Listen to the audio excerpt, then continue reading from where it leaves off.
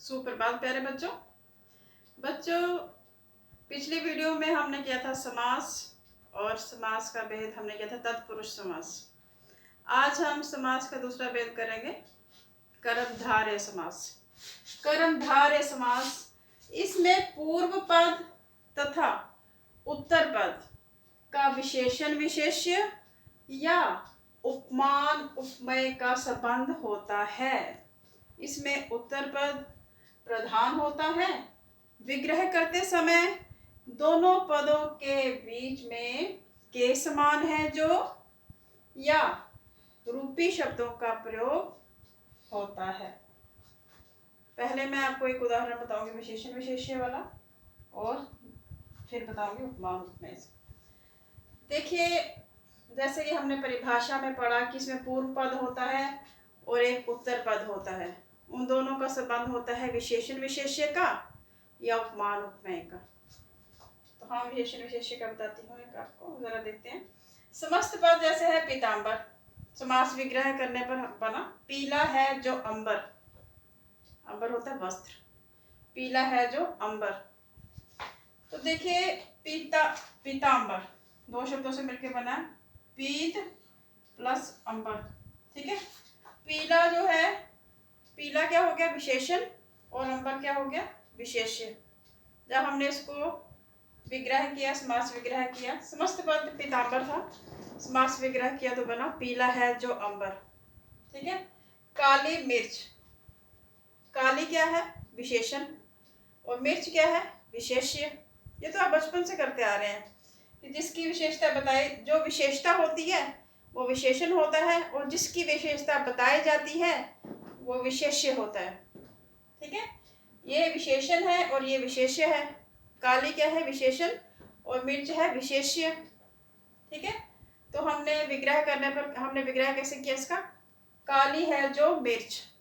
ठीक है, तो ये हमारा क्या है, अगर ये आपको परीक्षा में पूछा जाए पीतांबर पहचानो ये कौन सा समास है और इसका विग्रह करके बताओ, तो आप कहेंगे विग्रह किया पीला है जो अंबर, समास का नाम कर्मधारय समास।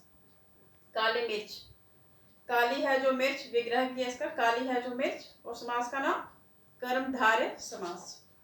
अब है उपमान उपमेय। सबसे पहले आपको पता होना चाहिए कि उपमान क्या होता है और उपमेय क्या होता है। उपमान देखिए, जैसे है चंद्रमुख, चंद्र के समान मुख, चंद्रमा के समान मुख। आपने इसमें देखा कि मुख की तुलना की गई है चंद्रमा के साथ। जिस चीज के साथ तुलना की जाती है, ठीक है, या जिस गुण के कारण जिसकी तुलना, किसी की तुलना की जाती है, ठीक है, वो क्या होता है, जिसके साथ तुलना की जाती है वो होता है उपमान। ठीक है, और जिसकी तुलना की जाती है वो होता है उपमेय। जैसे चंद्रमुख, चंद्र रूपी मुख, हम यहाँ पे इसका विग्रह चंद्रमा के समान मुख भी कर सकते हैं। ठीक है, चंद्र रूपी मुख, चंद्रमुख। चंद्रमा क्या है यहाँ पे उपमान है, मुख क्या है उपमेय है। ठीक है, घन श्याम, घन बादल, श्याम काला, घन के समान श्याम, तो बादल के समान जो है काला। तो घन यहाँ पे क्या हो गया उपमान, श्याम क्या हो गया उपमेय। ठीक है बच्चों, देखा कि जब आपको ऐसे दो पद दिखाई पड़े, ट्रिक है ये, जब ऐसे दो पद आपको दिखें जिसमें विशेषण विशेष्य का संबंध हो या उपमान और उपमेय का संबंध हो, उसी समय समझ जाना कि ये कर्मधारय समास है। और विग्रह करते समय क्या करना है, के समान है जो या रूपी शब्दों का प्रयोग करना है। ठीक है, के समान है जो या रूपी शब्दों का प्रयोग करेंगे विग्रह करते समय। अब हम देखते हैं समास का तीसरा भेद, द्विगु समास। इसमें पूर्व पद संख्यावाची तथा उत्तर पद समूहवाचक होता है। विग्रह करते समय इस समास में समूह या समाहार लिखा जाता है। जैसे देखिए, समस्त पद है दोपहर, समास विग्रह किया दो पहरों का समूह। जैसे कि हमने बोला कि हम समूह लिखते हैं, समाहार भी लिख सकते हैं। दो पहरों का समाहार भी अगर हम लिखते हैं विग्रह करते समय वह भी ठीक होता। दो पहर आपने देखा, दो दो क्या होता है, संख्यावाची होता है ना। तो इधर पूर्व पद संख्यावाची, तो यहाँ पे क्या है हमारा पूर्व पद संख्यावाची है और उत्तर पद क्या है, समूहवाचक है। नवग्रह देख ली, सबसे पहले इसकी आप पहचान कर जाएंगे देखते ही कि पहला पद संख्यावाचक है।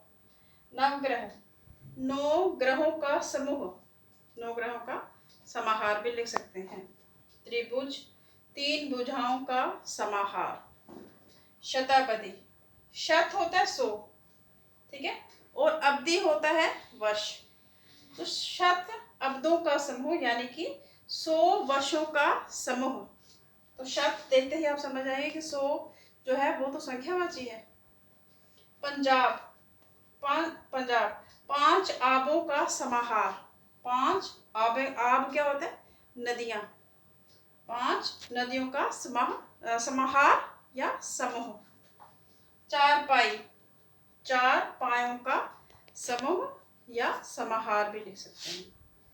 पंचतंत्र, 5 तंत्रों का समूह या समाहार। अब चौथा भेद देखते हैं समास का, द्वंद्व समास। इसमें दोनों पद प्रधान होते हैं। विग्रह करते समय दोनों पदों के बीच में और, तथा, या, अथवा शब्दों में से किसी एक योजक का प्रयोग होता है। ठीक है, जैसे देखिए समस्त पद है हमारे पास सुख दुख, तो समास विग्रह करते समय हमने क्या लगाया, सुख और दुख। अगर हम इधर ये दूसरे ये भी हम लगा सकते हैं योजक, सुख और दुख लिखा मैंने, सुख तथा दुख भी लिख सकते थे, सुख या दुख भी लिख सकते थे, सुख अथवा दुख भी लिख सकते थे। इनमें से आप कुछ कोई भी योजक लगा देते तो आपका ठीक ही होता। छोटा बड़ा, और आपने देखना कि समस्त पद, जैसे ही आपने परीक्षा में देखा कि समस्त पद जो है इक्वल इम्पोर्टेंस रखता है, बराबर महत्व का है, इसका मतलब दोनों पद प्रधान हैं, उनके बीच में योजक चिन्ह लगा हुआ है, ठीक है, हाइफन लगा हुआ है। कम से कम 99% जो प्रतिशत केसेस में ऐसे ही मिलेंगे जिसमें ये हाइफन लगा होगा। बड़े कम केस ऐसे होते हैं जिसमें हाइफन नहीं लगा होता, बड़े रेयर केस होते हैं, लेकिन आपको मैक्सिमम में हाइफन मिलता है देखने को। सुख और दुख, हाइफन हटाया हमने तो लिखा सुख और दुख। छोटा बड़ा, ये हाइफन हटा दिए समास विग्रह करते समय, और लिखा हमने छोटा और बड़ा। चाहे आप सब जगह यही लिख लो, और बड़ा, छोटा और बड़ा, छोटा या बड़ा, छोटा अथवा बड़ा, छोटा या बड़ा, कोई भी इनमें से कोई भी योजक आप लगा सकते हो, छोटा तथा बड़ा सब ठीक होंगे। लाभ हानि, लाभ या हानि, लाभ और हानि भी लिख सकते थे, वो भी ठीक होता है।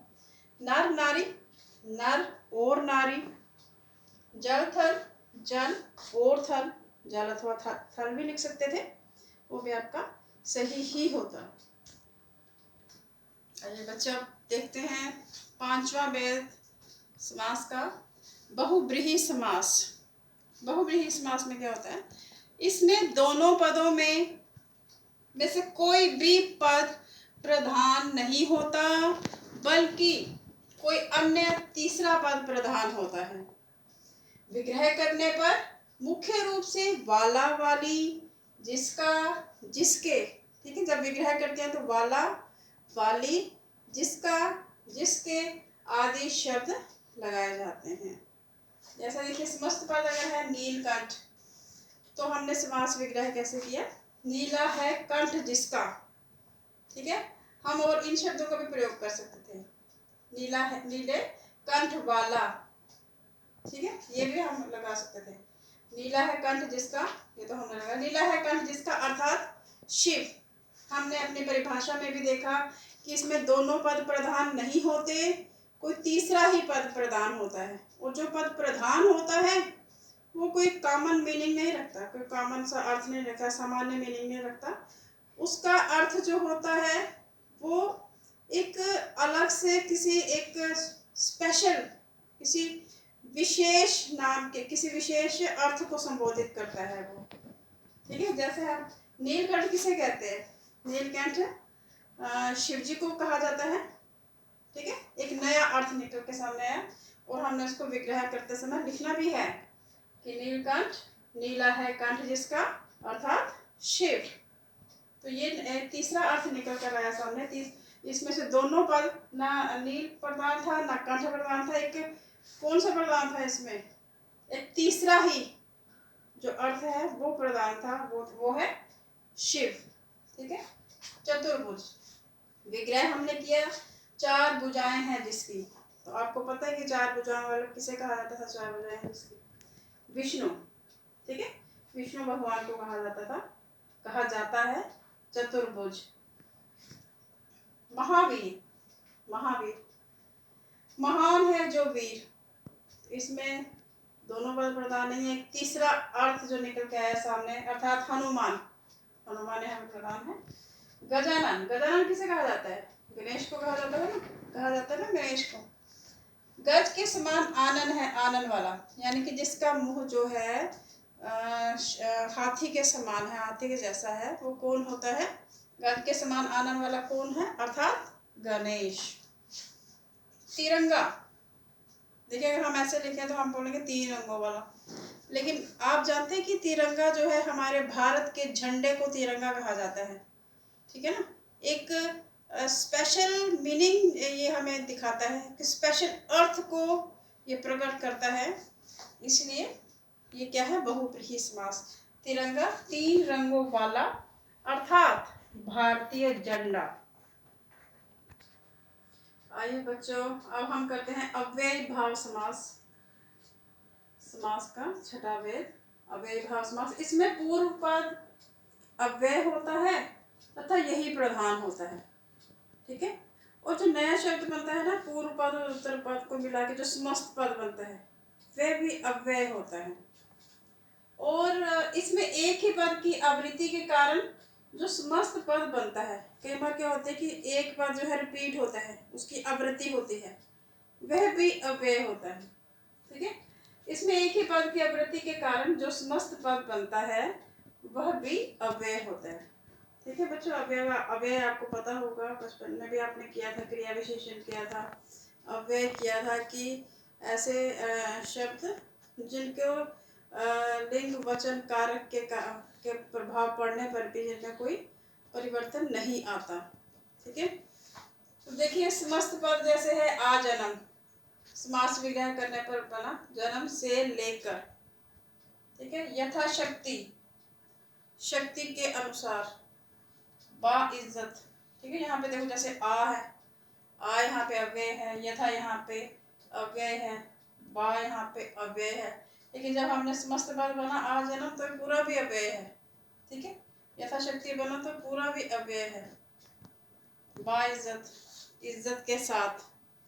अब पुनरुक्त शब्दों से संबंधित जो उदाहरण है, जैसे हमने बोला कि जो पुनरुक्त शब्द होते हैं, यानी कि जो रिपीट होते हैं, वह भी अव्यय में आते हैं, वह भी अव्ययी भाव समास में ही आते हैं। जैसे रातों रात, रात ही रात, विग्रह कैसे करेंगे? रात ही रात में, ये भी अव्ययी भाव समास है। गली गली, ठीक है, इसमें आपको शंका भी हो सकती है कि कहीं इसमें हाइफन लग गया है, कहीं ये वो तो नहीं है, द्वंद्व समास तो नहीं है, लेकिन नहीं, गली गली, जैसे हम कई बार बात करते हैं ना कि गली गली में बच्चे गली गली में घूमते रहते हैं।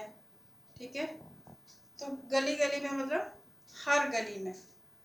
ठीक है, घड़ी घड़ी, जैसे हम कहते हैं कि वो बच्चे में वह बच्चा घड़ी घड़ी क्लास से बाहर चला जाता है, मतलब क्या हो गया? हर घड़ी, हर थोड़ी देर बाद। तो घड़ी घड़ी विग्रह किया हमने हर घड़ी। ठीक है, गली गली हर गली में। तो बच्चों आशा है कि आपको समास और समास के भेद भली भांति समझ आ गए होंगे। धन्यवाद।